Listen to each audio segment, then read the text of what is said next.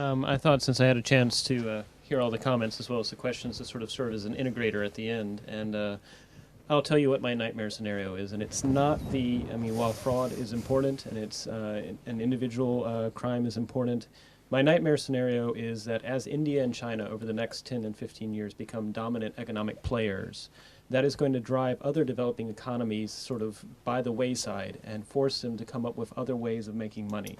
And they're going to look at counter-narcotics. I mean, sorry, you're going to look at narcotics. You're going to look at cybercrime as actually a way to make money because they've effectively been pushed out by what India and China is pursuing, and they will not be able to compete with that. And so it's really the large organized criminal syndicates. It's the non-state actors. It may be the non-state actors that are actually sponsored by state activities.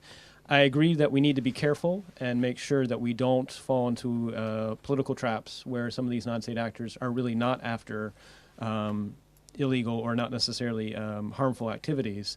But my nightmare scenario in the next 10 to 15 years is not at the individual level. It's at when organized crime actually becomes the dominant part of a nation's economy because they're a failed state.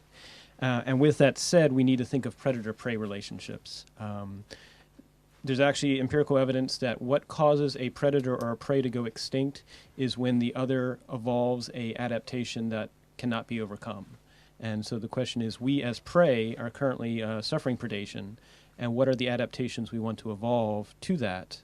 You know, Mexico was mentioned, and it's worth considering. If we actually clamp down on cybercrime, and this is not to thoroughly depress you, but will these organized crime activities pursue other things like human trafficking?